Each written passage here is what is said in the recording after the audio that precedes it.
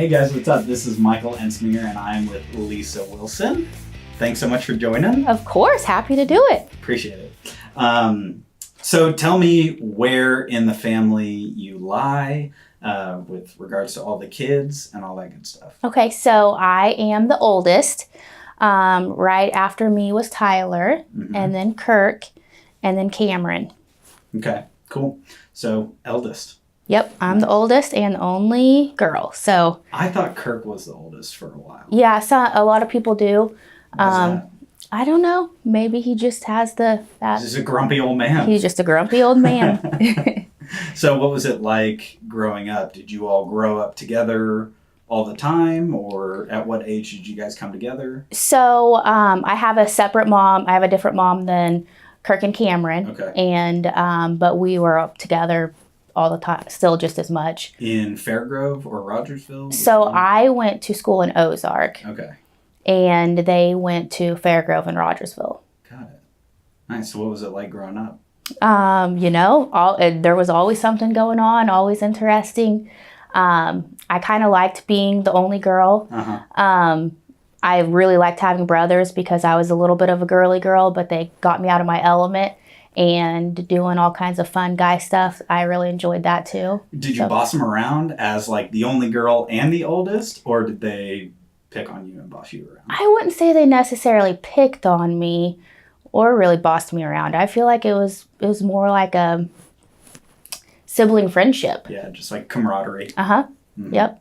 So can you think of a story where you being the only girl was kind of a challenge? Like it was like, man, I wish I was just one of the guys. I don't necessarily think I ever really wished that I was a guy. But I remember just being out. I specifically remember one day we were out in Chadwick riding dirt bikes, and they were all out there on their dirt bikes, and I had mine, and we were going up like this rock hill wall thing. Yeah. And I was on mine, and I was terrified. And my dad said, I had no choice but to do it. And my dad was yelling at me from the top, "Come on, you got it. You have no choice. Let's do it. Come on." And boy, I did. You nailed it. Yep. That's awesome. I didn't know you rode. Yeah, I mean, I did with them. Just to run around with them. Yep. That's cool. So at what point in your life as you were growing up did you realize that, Darrel having a trucking company was what provided everything for you guys' family? And like, when did it come into your life, the realization of trucking and the trucking company? I guess it was just kind of always part of it. I remember being like a little girl, and we would always go run around the shop, and we liked to all chit chat and play with the mechanics, and they were always so welcoming to us. And I remember just being a little girl, and I remember I got a new puppy, and I wanted to show my favorite mechanic my new puppy. So I got on one of those. What are those little scooter things that you roll underneath trucks? Yeah, I know what you're talking So I got on one of those. I don't even know what. And I rolled underneath the truck with my puppy and showing him, and I don't know, it was just always fun. I bet they loved having you around too. Yeah. Just a sweet little girl running around. That's cool. So when did you start working at the company? So when I would work in the summers, like before I was 16, and just go help out. I was probably more trouble than I was help. Just a distraction. Yeah, probably just a distraction. But I would go help in the office, and I would just file stuff or do whatever any of the ladies in the office needed, helping with payroll or in the shop maintenance office with repair orders. That's cool. When I turned 16 is when I really started working, and I would drive from school, and I would either go pick up my brothers from school and take them home, or I would go to work, and I would, again, just work in the shop maintenance office with files and stuff. Nice. So after high school, where'd you go? What'd you do? So after high school, I graduated and I started college. I went to Missouri State. And at that point, so during high school, I would always work in the maintenance office helping them. And then when I started college, I moved to recruiting and with Rhonda, and I would I worked in processing. So I processed applications and did background checks on drivers. Yeah. So it sounds like it was kind of a natural evolution of you working in the company. Yeah. Did you ever think to yourself like, oh, this is definitely what I want to do, or no, I'd rather go do something else? Like, where was your thought process going through college? So I started off college thinking, no, I think I want to go do something completely different. I think I wanted to do nursing or something different. So, but I ended up with a logistics degree. Was that your decision, or did DW have a lot to do? It was my decision. I really enjoyed working through college, and I just one day decided it's probably time to declare my major, and I didn't really even think this is just what I want to do. For sure. Just a natural fit. Yep. That's cool. Tell me a little bit about what you got going on now. I know you have a beautiful little girl. Tell me what her name is and all that stuff. Yep. I have a daughter. She's 3.5 now. Her name's Lucy, and she is a wild one. But I love being a mom. I've loved everything so far. So, it's almost Mother's Day. We're filming this on Friday before Mother's Day, so happy early Mother's Day. Yeah, thank you. Yeah. I was, they had muffins with Mom at Lucy's daycare this morning, so I got to go have breakfast with her. That's and cute. Yeah, Did she like it? Yeah, she loved it. She didn't want me to leave. The teacher had to peel her off of me. She's still the age that she loves having Mom around. Yep. She's a mama's girl for sure. That's cool. Where did she get all her energy from? Is that you as a kid, or is that... I don't know. She's got, she reminds me of Kirk for some reason. But yeah, I feel like I guess you'd have to ask my dad, but I feel like I was a little bit more shy and timid, but she's a wild one. A wild one for sure. I was pretty easygoing. I wasn't the wild, crazy one. I had energy, and I still kind of do, but I wasn't the wild one for sure. Nothing like Kirk and Cameron were, I'm sure. And Tyler. Yeah. Yeah. So, now you're recruiting manager, right? And you've been doing that for how long have you been in recruiting? So I've been in recruiting pretty much since college. In college, I did background checks, but I also worked in safety and in logs. So I would just help. I just helped out wherever needed. For sure. But whenever I graduated college, I pretty much moved over to recruiting full time. But I also was doing more in compliance and safety and driver files and that sort of thing, and I really enjoyed that. Yeah. Then when we got Jim Palmer, I pretty much moved to recruiting full time whenever I moved to Montana. To really focus on. And focused on recruiting, yeah. Yep. So you've been able to build relationships with drivers since when you were a kid with your puppy, and then all the way through working and stuff like that. And the family's really, really, really good at doing that. Can you kind of explain why? Like why do you guys seem to be really good at building relationships with drivers, and why is it important? Man, I love meeting different types of people, and I've just always had drivers. It's just always been part of it. So I love to get to know drivers in the recruiting process and then watch them grow with the company and see them 5 years later and walk through the office and I know them by their face and their name, and I really enjoy that. Man, you do a really good job at that too. Like so I joined the company 3 years ago, and I've seen how many different folks come in and just you can tell there's just a good relationship there, and that it's genuine. You do a good job at that. It's fun though. You probably are starting to notice drivers and know them when they walk through the building. For sure. Yeah. Yeah, I do. I wish I did a better job. When I'm working, the day just flies by, right? And so it's easy to get stuck in your work, in your monitors and things like that. But any chance I get to meet anyone, whether it's, an in-house employee or a driver, I try to take the time for sure, because it's just important. And like you, I like it too. Yeah. Right? I just like knowing people and meeting folks. So what's it like today, since you've seen the company grow so much? I mean, what is it like today? We have different offices. We have so many more employees, so many more drivers. What are some of the differences between today in the company and, 10 years ago? So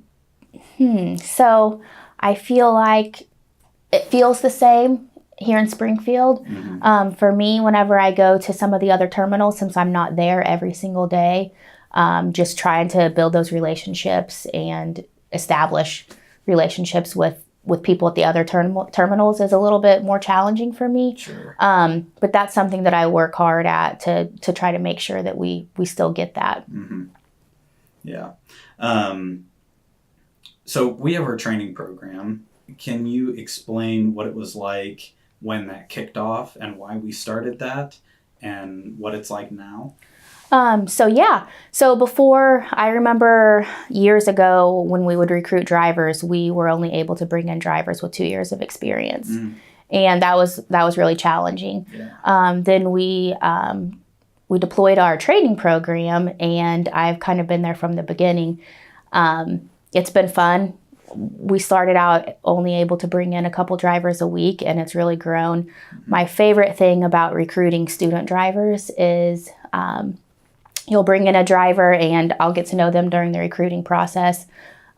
Maybe they haven't been working anywhere for a while, just trying to find their career. And then you bring them in, get to know them during training, and then a couple months later down the road, they come in, they get their own truck. They've got new shoes on, they walk with their head high. You've really made a difference in their life. And to me, that's what it's all about. Yeah, that's fantastic. Would you ever drive? There was a time when I said, whenever we first started our training program, that I was going to get my CDL and do that.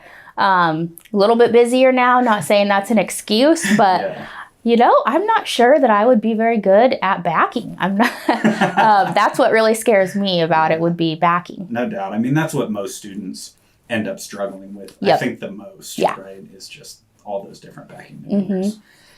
I'm not going to pretend it's easy. I haven't done it myself. I think I would. I think it would be really, really tough to be away from my family. I think that's one of, outside of the skill of driving, I think that would be the biggest thing that would hold me back. Yep, of course. Sure. Have you gone on the road at all? So I rode with Allie Knight to the truck show in Dallas. And so I rode with her from Springfield to Dallas. What was that like? Well, I had never been out of town in a truck, and I hadn't been in a truck in several years, like 10 years, actually ridden in a truck. And so I was a little nervous. I was embarrassed to admit it. I was just a little bit nervous to get on the road. But it was great. Yeah. It was fun. I really, really enjoyed it. I'd do it again. Would you? Yeah. How long was that drive then? I know in a car from Springfield, it's like 6.5 or so. So I'm trying to think. It's been a couple years. Somewhere around in there, 8 hours or so. I can't remember. Allie videoed that, didn't she? Yeah, she did. We should link that up. Okay. Yeah. Cool. We should do that. Yep. That's good. So what do you think would be, other than being away from Lucy, if you were out over the road, what do you think would be one of the things you struggle with the most?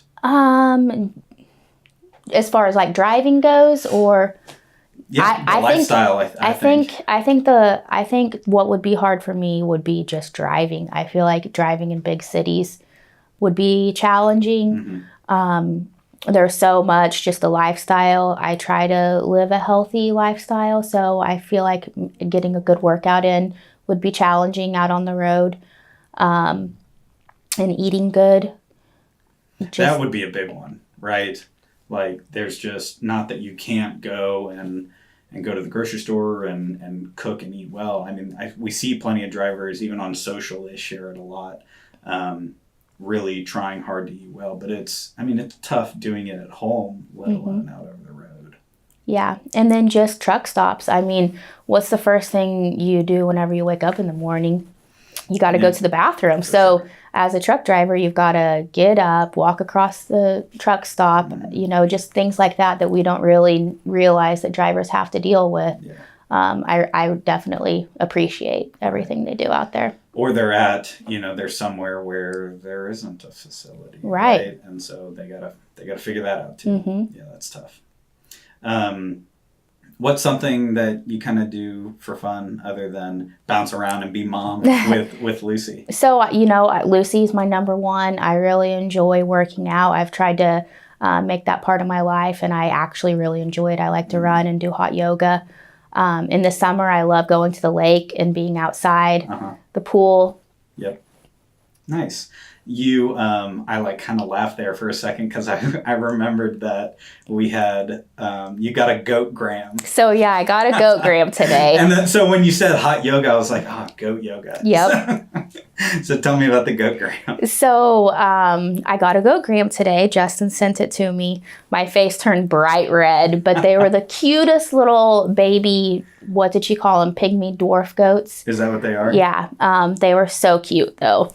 And so that was part of the goat gram. You got to hold and play with the goats for like 20 or 30 minutes. That's and they were cute. so sweet.